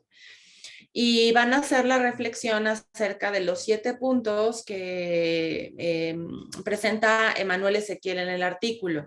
¿No? Van a hacer la reflexión sobre el valor de la investigación, sobre la validez científica de la investigación, sobre la selección de los participantes, no si hay justicia en la selección de los participantes, el balance entre los riesgos y los beneficios, y tienen que ser muy puntuales en cuanto a los riesgos o potenciales riesgos que identificaron, cuáles van a ser las acciones que se van a implementar, que se les llamamos válvulas de seguridad. ¿Cuáles van a ser las válvulas de seguridad que se están implementando para tratar de prevenir estos riesgos o, en dado caso, identificarlos de manera temprana para atenderlos de manera inmediata? que se está sometiendo a una evaluación, por lo cual cumple con la revisión independiente, tienen que manifestar cualquier conflicto de intereses, tienen que ponerlo en la carta de consentimiento informado por un lado, el documento, pero tienen que explicar cómo se va a hacer el proceso del consentimiento informado. ¿Quién lo va a solicitar? ¿En dónde se va a solicitar? ¿No? ¿En qué momento? ¿En qué espacio? Todo lo relacionado a el proceso del consentimiento informado. Y la cuestión de respeto con respecto a que si se les permitirá, obviamente se les tiene que permitir, salir de la investigación si así conviene a sus intereses, porque mejora o cómo es que se les van a entregar los resultados de los estudios que se les hagan de manera individual, cómo se les van a entregar los resultados de la investigación, es decir, lo que se haya aprendido de la investigación, cómo es que se les va a hacer llegar a los participantes. Entonces, de esa manera tenemos una reflexión bastante integral sobre todos los puntos que hacen que una investigación se considere ética. Y les voy a decir una cosa, si ya le dan desmenuzado al comité todos estos puntos, hasta para ustedes va a ser la vida más sencilla porque el comité va a tener pues claro que todos los puntos que se tomaron en consideración en ese protocolo. Ahora, con respecto a la carta de consentimiento informado. A ver, buen día. ¿Se puede pedir consentimiento informado al convertirse en paciente para usar sus datos en estudios retrospectivos? Fer, lo comentamos previamente, pero como diría Gatell, con mucho gusto se los vuelvo a explicar. Se solicita el consentimiento informado para revisión de expedientes cuando tienen a los pacientes en tiempo real ahí. No se solicita consentimiento informado, se pide la excepción del consentimiento informado cuando es impracticable. Cuando el que yo tenga que buscarlos para solicitar el consentimiento informado no es posible, porque ya no están siendo tratados en el hospital, porque perdieron derecho a audiencia, porque fallecieron, porque cambiaron de unidad por su dirección o lo que sea, y ya no los podemos localizar. Cuando quiero revisar los expedientes de las personas que están ahí en tiempo real, por supuesto que se les tiene que pedir el consentimiento informado, aun cuando solo sea para revisión de expedientes. Porque si llega a filtrarse la información, obviamente eso no, bueno, número uno, ¿por qué? Porque es lo correcto. Pedirle permiso a las personas para usar sus datos es lo correcto.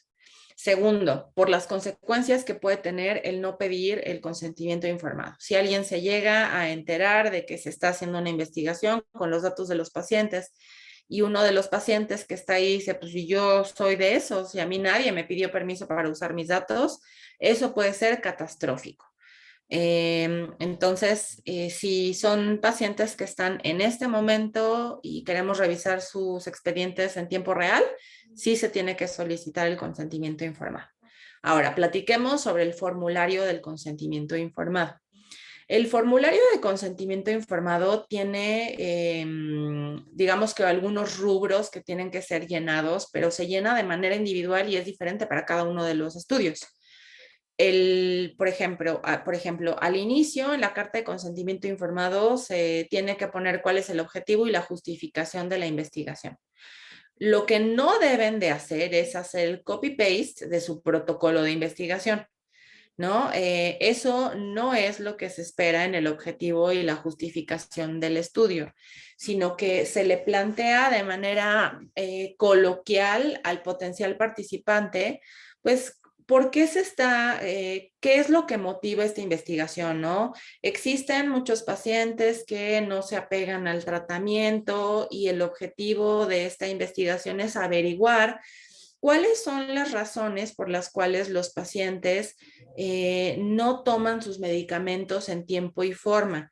El conocer estas razones nos ayudaría a dar un mejor tratamiento o tratamientos que sean mejor aceptados por los pacientes. Por esta razón es que a usted y a otros 57 pacientes de esta unidad los estamos invitando a participar en esta investigación porque tiene diabetes tipo 2 y hace uso de los medicamentos que suelen no tener una buena aceptación por parte de los pacientes.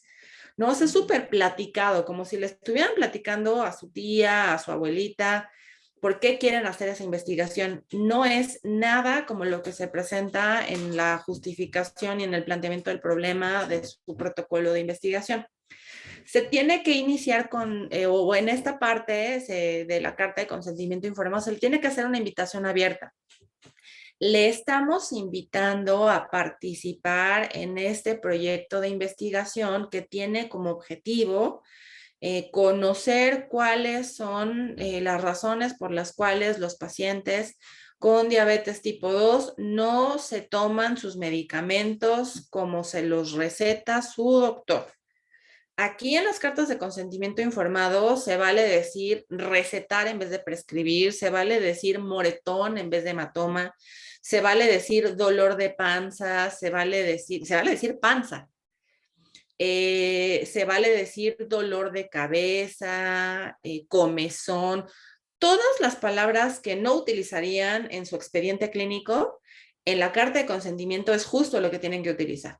Lenguaje absolutamente coloquial, nada de tecnicismos, porque en ese momento pierden a la persona que esté leyendo, ¿no?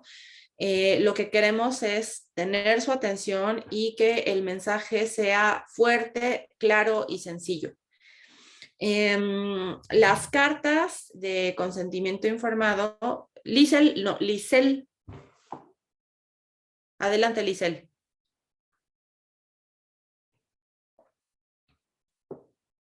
Si estás hablando, tienes tu micro cerrado. Ya bajó la mano, se arrepintió. Es que tenemos algunos. Hola, Listo, buen día. ya te vemos. Hola. Sí, ya te vemos. Buen día. Buen día. No, está medio lento, ¿verdad? El internet. ¿O soy yo? No, sí se está fragmentando. Ok. Por Lisel, eso no yo te creo que escuchamos cerró su bien. cámara. ¿Nos lo quieres poner en el chat? A ver, Hola, aquí. hola. ¿Me escucha? Sí, Apague la cámara para a ver si se escucha. perfecto, sí. En esta parte siempre me ha quedado duda. En los formatos institucionales es un documento muy formal en el cual siempre va así como los documentos que nos hicieron llegar de la fecha, el lugar, pero no aparece en ningún apartado como el formato en el cual podamos hablarlo con los términos concretos o como lo menciona, decir, señora, le voy a realizar un estudio radiográfico en el cual debe estar, o sea, como el tecnicismo para que me pueda entender. Entonces, se tiene que hacer otro formato con los términos que la paciente me vaya a entender o el formato oficial, el formal que tenemos que entregar ante el comité de ética. Esa es la primera pregunta. Y la otra pregunta es, en cuanto a la actividad de los 7 puntos, esta parte también va a ir en el protocolo, es ir redactando como paso por paso, digamos, selección justa de los pacientes. En este estudio voy a seleccionar a los pacientes mayores de 60 años y tengo que ir describiendo de forma como relatando. Sí. Contestando esta última pregunta, sí, idealmente se pone punto por punto. El valor de esta investigación consiste en A, B, C, D, E. Se considera que esta investigación cumple con el criterio de validez, dado que el tamaño de muestra está calculado con base en A, B, C, D, E. Se va a ajustar el análisis por los potenciales confusores A, B, C, D, E. O sea, tal cual así. Yo sé que es algo que nunca han visto y que les parece rarísimo, pero pues tenemos que avanzar y así es como se tiene que hacer bueno, no es como se tiene que hacer así el análisis, así lo hago yo, ¿no? Pero digamos que es internacionalmente aceptado este modelo de cómo hacer el análisis de los aspectos éticos. Ahora, con respecto a la pregunta sobre el consentimiento informado, no sé si estamos hablando del consentimiento informado para procedimientos, que ya es un machote que tienen en todos los servicios, que es diferente del consentimiento informado para investigación. Ahí estamos hablando de dos tipos de consentimiento informado. El consentimiento informado que se tiene en los servicios para procedimientos clínicos o quirúrgicos también debería de ir en términos coloquiales. Nada más que, pues no necesito decirles que estamos en pañales en cuestiones de bioética en México, ¿no? Los consentimientos informados para procedimiento clínico quirúrgico vienen en términos ininteligibles para los pacientes.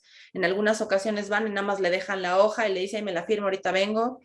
Ni siquiera alguien se toma la molestia de explicarlo. Eso está mal y no debería de ser así, pero para allá vamos, ¿no? Vamos a irlo sensibilizando a ustedes para que también modifiquen su comportamiento en la práctica clínica y quirúrgica cotidiana. Ahora, vámonos del lado del consentimiento, el formulario de consentimiento informado de investigación. No existe un machote de cómo dirigirse a los potenciales participantes porque cada protocolo es distinto. Lo que incluye el consentimiento, el formulario, el formato institucional, es realmente nada más el orden de cómo se va a poner la información, pero si se fijan está en blanco completamente, nada más tiene el título, en el heading dice, ¿no? Carta de consentimiento informado para participar en protocolos de investigación o en proyectos de investigación, o si es... Perdón, Marce, discúlpame ¿sí? que interfiera. ¿Quieres que lo comparta? ¿Me puedes? Lo tengo ya Ándale, ahorita sí, desplegado. sí. Nada más que no puedo compartir. A ver, le acabo de cambiar el que todos podrían compartir. ¿Ya puedes? Súper, sí.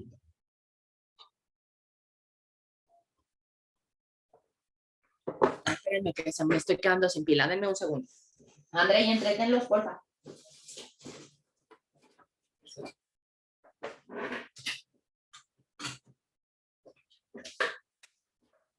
A ver. ¿Ahora? ¿Me escuchan? Listo, ya. Súper. Ya estoy. Ya estoy de vuelta con la computadora cargándose.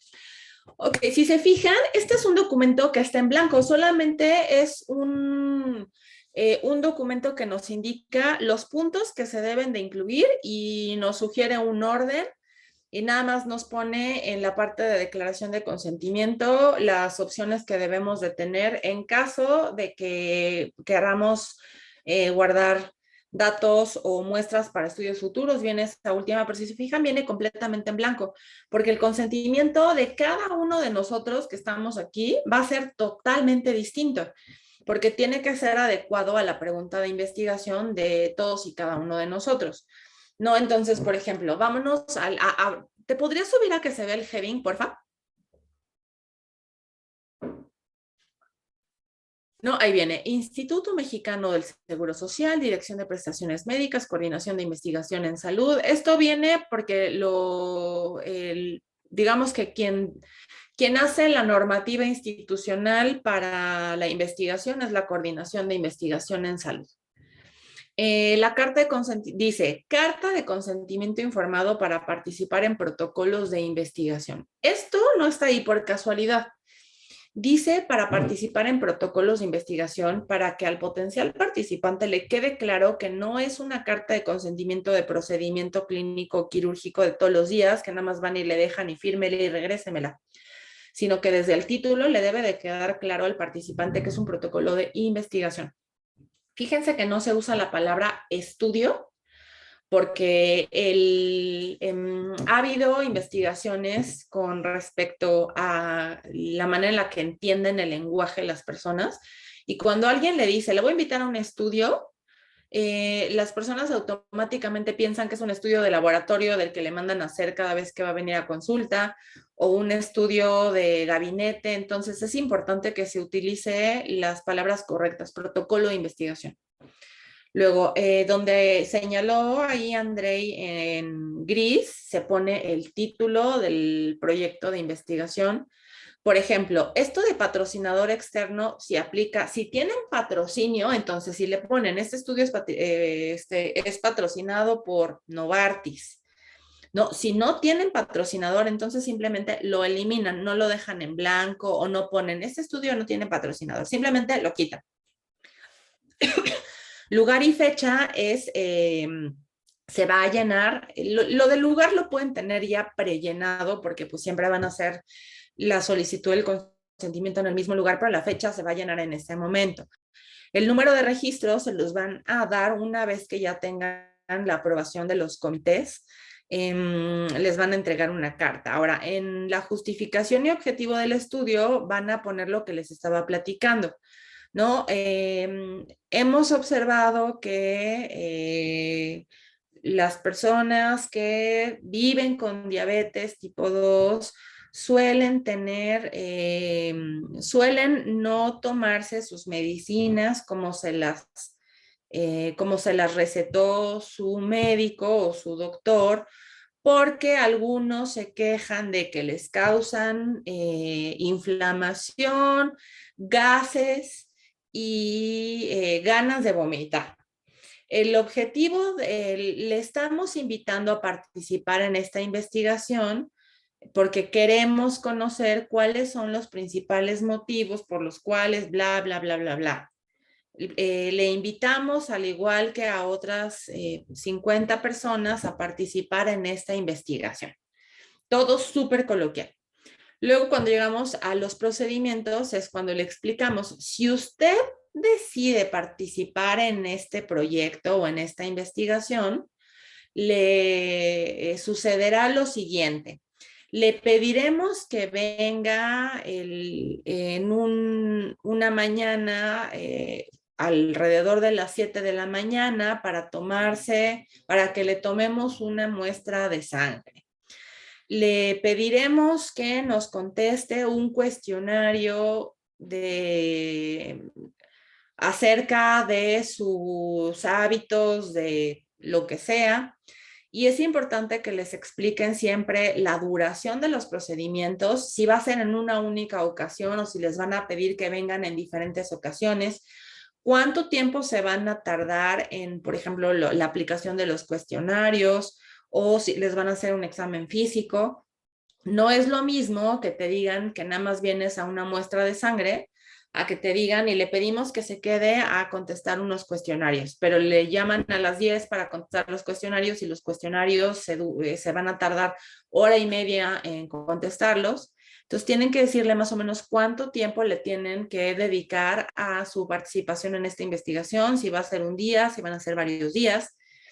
Todo lo que necesiten saber, que no haya sorpresitas, lo tienen que poner en ese apartado de procedimientos. En procedimientos es qué es lo que le van a hacer, qué va a suceder.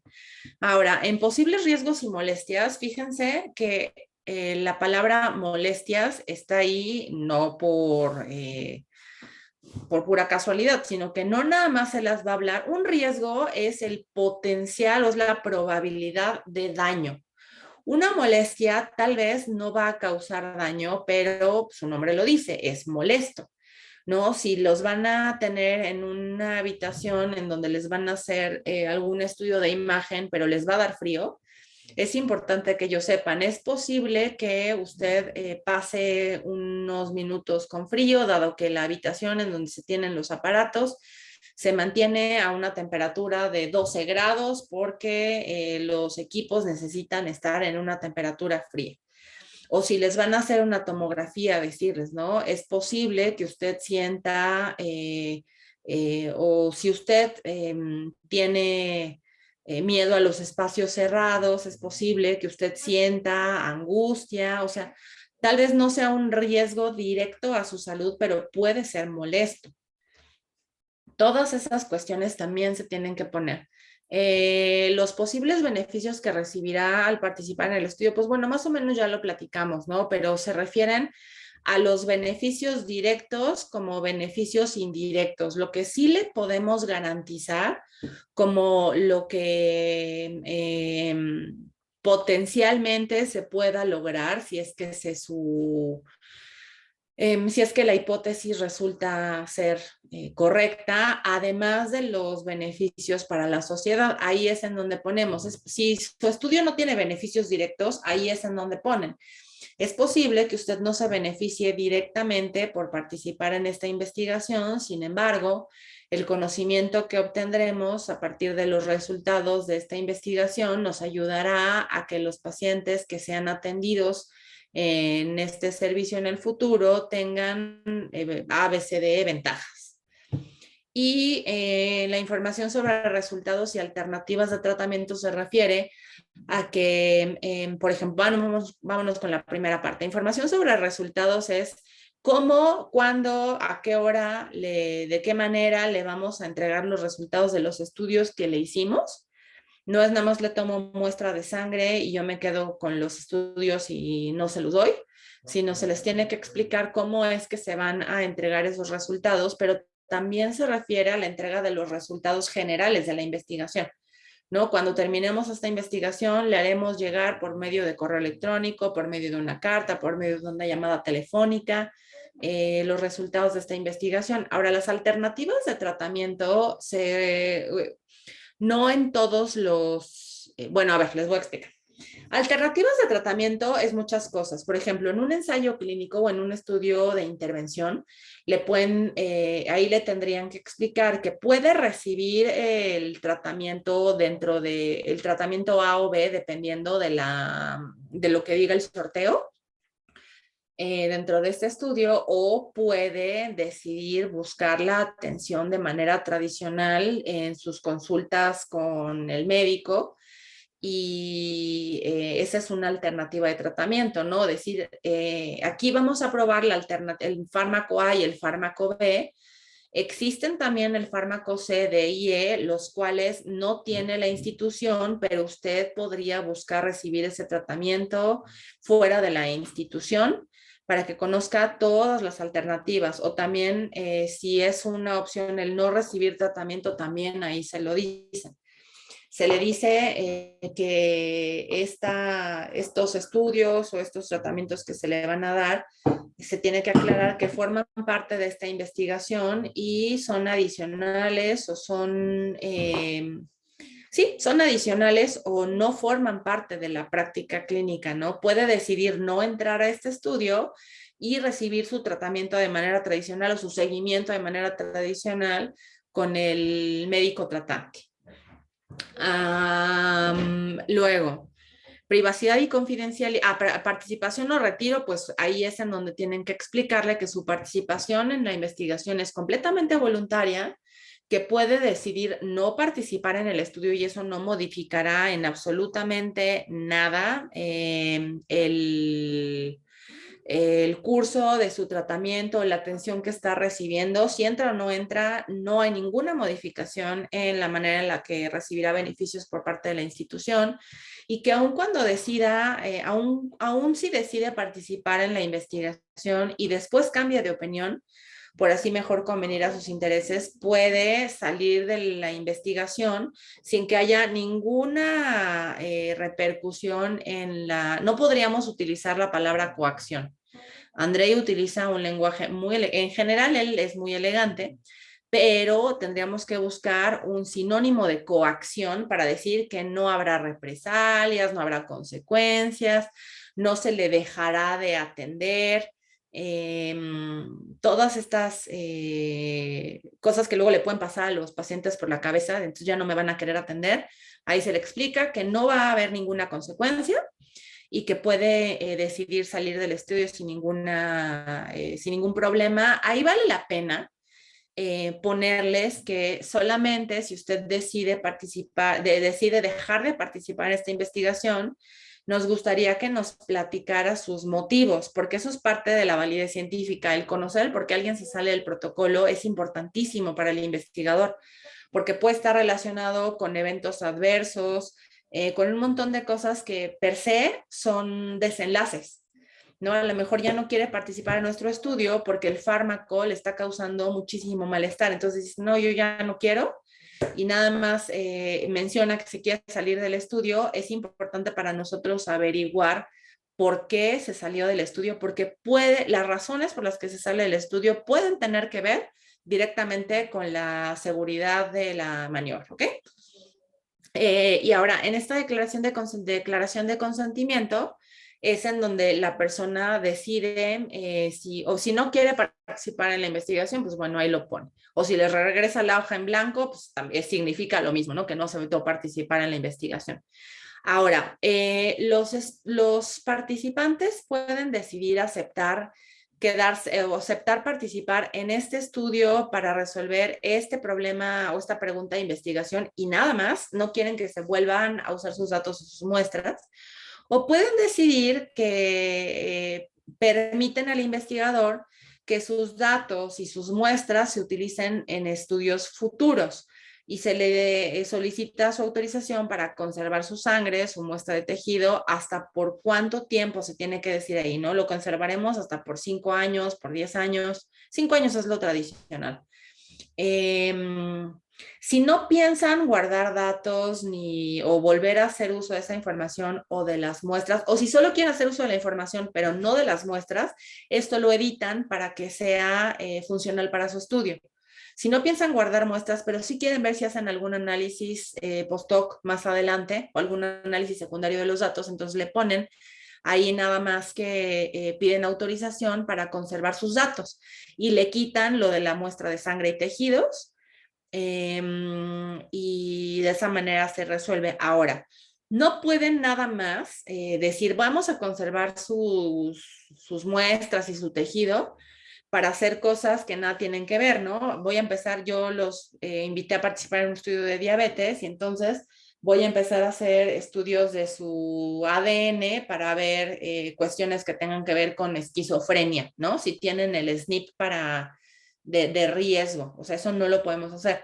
Cuando pedimos permiso para utilizar sus datos, tenemos que especificar que se utilizarán en la misma línea de investigación, en estudios o en análisis adicionales, pero que abonen a la misma línea de investigación de esa pregunta, que no vamos a hacer estudios para cosas que son totalmente diferentes. Eso lo tenemos que especificar muy bien.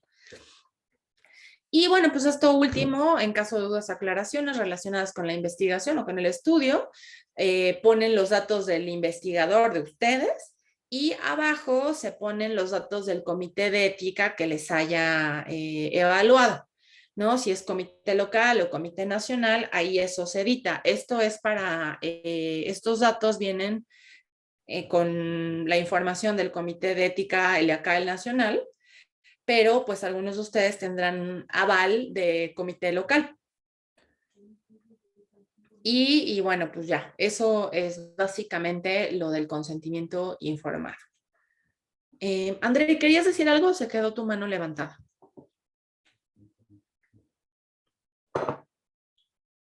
No te escuchamos, está el micro apagado.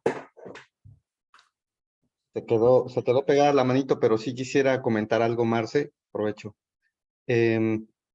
Uno, que siempre nos aclaras que no hay una policía de la ética en investigación, ¿no? Eso lo debemos tener muy claro al respecto de la pregunta sobre el orden de la redacción. O sea, decíamos, es una especie de ensayo que debe contener estos ingredientes legales y también estos ingredientes argumentales, pero no va a haber exactamente quien te diga están en desorden, están incompletos, sino uno mismo. Entonces, la idea de aquí, de compartir esta información, es que sistematicemos el pensamiento desde la perspectiva ética, igual que lo hacemos en la metodológica, ¿no? Cuando pensamos en los famosos criterios, no decimos primero criterios de eliminación y luego criterios de exclusión y luego criterios de inclusión, sino tratar de sistematizar este orden para no perder detalle, porque ya nos vamos dando cuenta que cada uno es condicionante del siguiente, ¿no? Por eso la recomendación de ordenar este análisis, de darnos cuenta que esto no es una pajita, que no es un texto muerto que se tiene que plantar en el documento para darle volumen, sino es más bien la esencia del proceso y no perder de vista que realmente es un ejercicio de autorreflexión y conciencia más que de cumplir los requerimientos de alguien, que sí lo hay, que es el comité de ética, sin duda, pero que este no es más que un refuerzo de revisión y no realmente quien nos tenga que sancionar como correcto o incorrecto a nuestro proyecto, ¿no? Sería un despropósito invertir en un proyecto que llegue a ser desbaratado por un comité porque no es ético. Entonces, dejaría ver que nuestro propósito de investigadores no está bien ubicado en su deber ser. Este detalle. Y el otro, sobre el consentimiento informado, que creo que lo han dejado ver algunos compañeros al participar, es que hasta suspiramos cuando decimos, híjole, es que tú no puedes ser el que obtenga el consentimiento.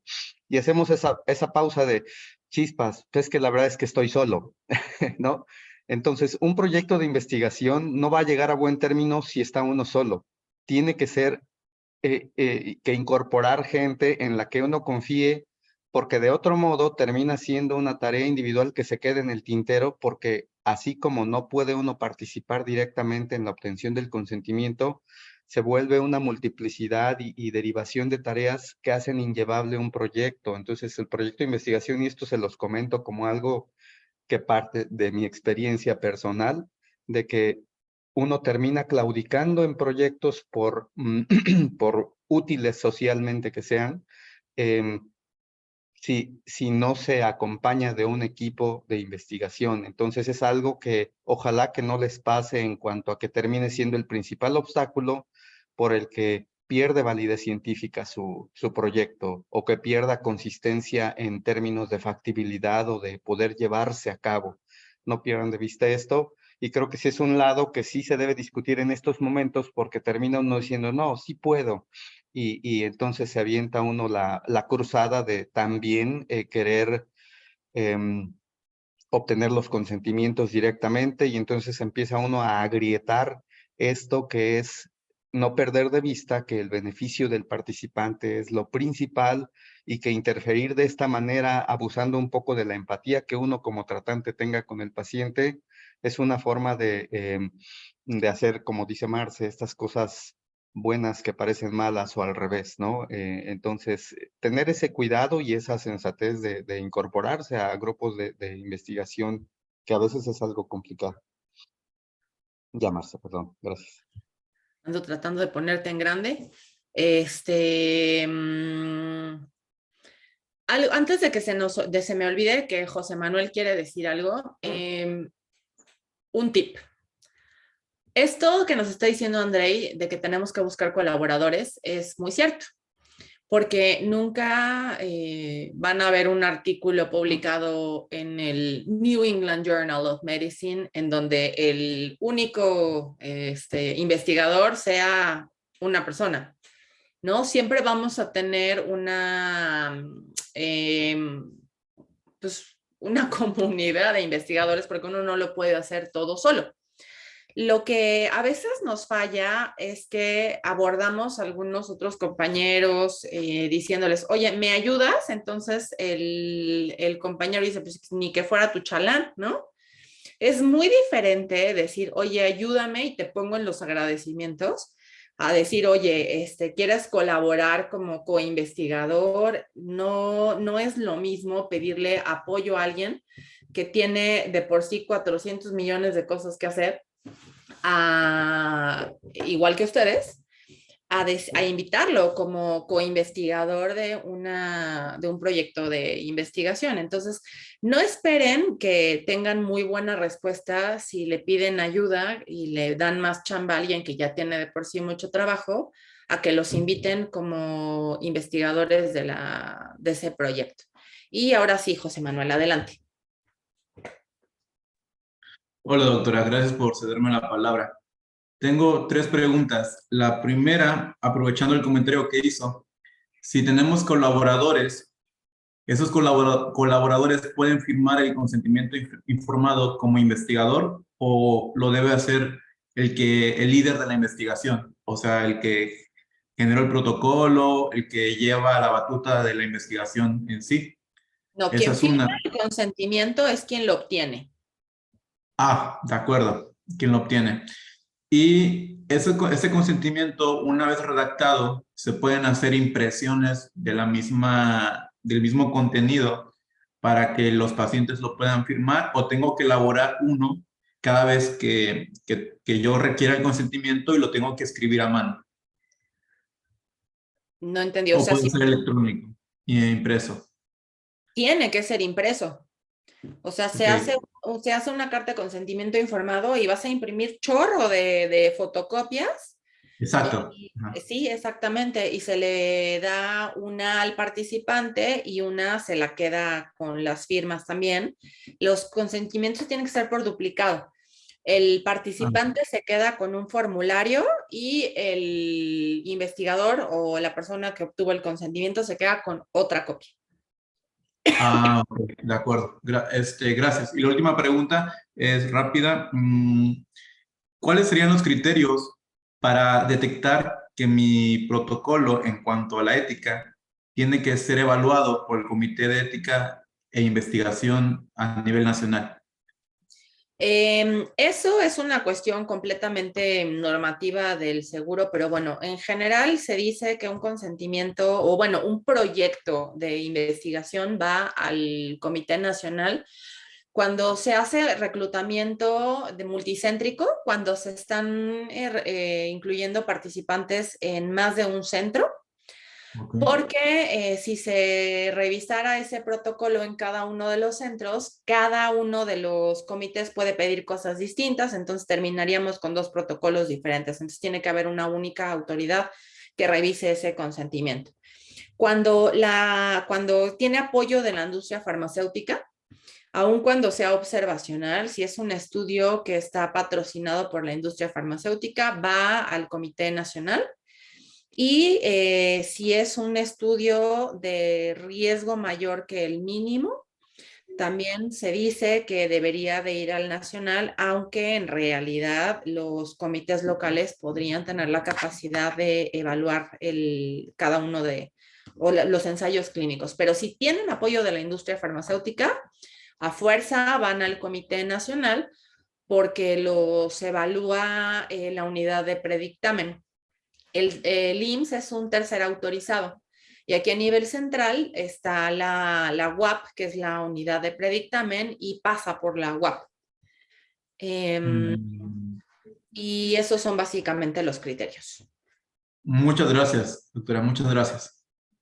Bueno, ya nos pasamos un montón, ya son 9:18, yo creo que ya le paramos, ¿no?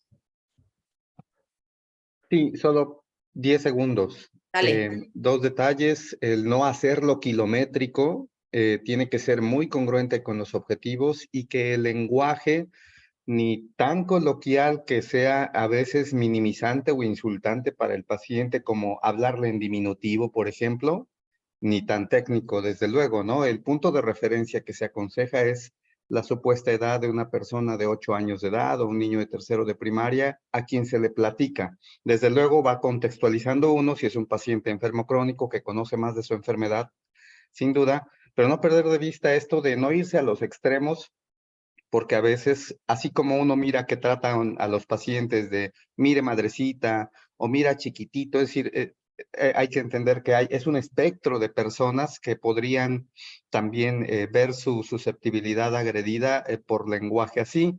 Por eso también se hace la invitación de ejercitar, diseñar el documento y presentarlo a algún familiar para que podamos calibrar las expresiones y darnos cuenta de que estamos consiguiendo nuestro objetivo de invitar a alguien amablemente a un proyecto, ¿no? No perder de vista esos detalles. Gracias, Sí, Marcia. es cierto. Sí, es no minimizar los riesgos. Creo que valdría la pena que en algún momento futuro lo platicáramos con mayor tiempo, porque es uno de los principales errores que vemos en el comité, que minimizan los riesgos. ¿No? Por ejemplo, estábamos revisando uno de la biopsia y casi que le decían, ay, le vamos a hacer una biopsia. Ya, detallito. ¿No? A lo que sigue. Entonces, tienen que ser muy transparentes en cuanto a los verdaderos riesgos y molestias. Sí, a nadie le gusta que le digan la cabecita, ¿no? O sea, cabeza está más que bien. Listo, gracias. Les dije que la doctora Marcela Pérez podría hablar de esto 5 días y hoy no fue la excepción, ¿no? Nada más nos pasamos 20 minutos, Marcela Pérez, y si le siguen aplaudiendo, la doctora va a seguir sigo cantando. Como Chente Fernández. Y entonces, yo creo que estos temas son, además de que son muy interesantes, son muy laboriosos. El otro problema es que sí requiere mucho trabajo. ¿no? Entonces, no dejen de trabajar, no dejen de llevarlo a cabo, no dejen de someterlo tanto a sus familiares como a sus pares para que vean si se entiende perfectamente bien. Entonces, bueno, Marce, pues una vez más, muchísimas gracias. Andrei, ¿qué vamos a ver la próxima semana? Ya brincamos a las partes de prueba diagnóstica. Andrei no tiene audio. No, hola, hola. Ya. Nos vamos con estudios de proceso o prueba diagnóstica. Y pues ya en el Classroom estará en breve la información disponible. De todas maneras, yo creo que tienen mucha información que leer todavía de la que les hemos compartido. Perfecto, entonces nos vemos para la clase de proceso y Qualitonal a todos, no dejen de conseguir sus sueños, no sean bueyes, consíganse, sean toros, arremetan contra el conocimiento y no dejen de arremeter contra el conocimiento. Ustedes pueden. Saludos.